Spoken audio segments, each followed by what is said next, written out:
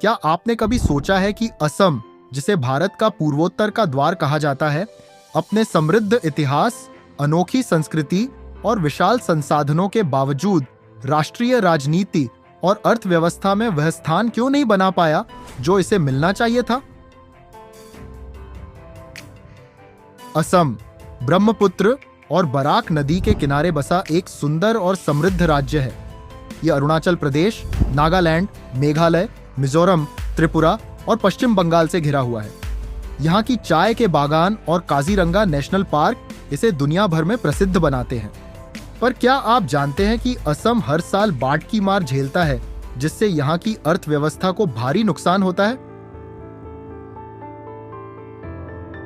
असम की चाय, पेट्रोलियम और कृषि इसकी अर्थव्यवस्था की रीढ़ है।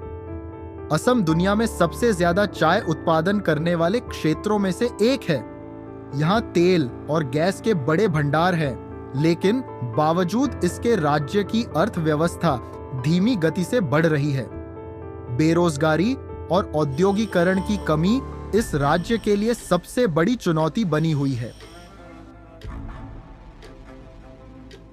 असम की राजनीति हमेशा से ही जातीय पहचान, प्रवासी मुद्दों और असमिया अस्मिता के इर्द गिर्द घूमती रही है।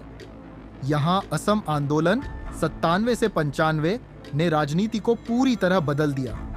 बांग्लादेशी प्रवासियों का मुद्दा, नागरिकता कानून और स्थानीय बनाम बाहरी की बहस यहाँ की राजनीति को हमेशा उथल पुथल में रखती है।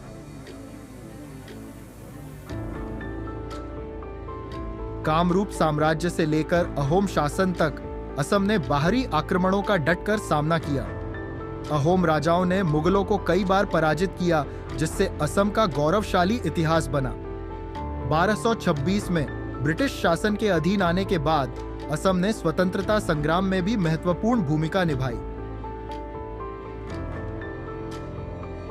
असम की बिहू, सत्रिया नृत्य और बिहू गीत इसे सांस्कृतिक रूप से अलग पहचान देते हैं। यहाँ की वैष्णव परंपरा और सत्र संस्कृति गहरी धार्मिक आस्था से जुड़ी हुई है। असमिया साहित्य में शंकर देव, ज्योति प्रसाद अग्रवाल और लक्ष्मीनाथ बेजबरुआ का योगदान अतुलनीय है।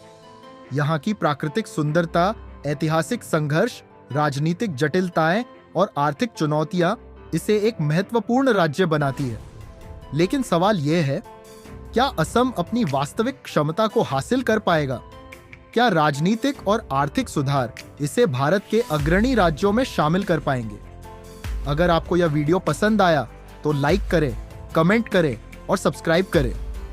अगले वीडियो में हम भारत के किसी और अनोखे राज्य की कहानी लेकर आएंगे।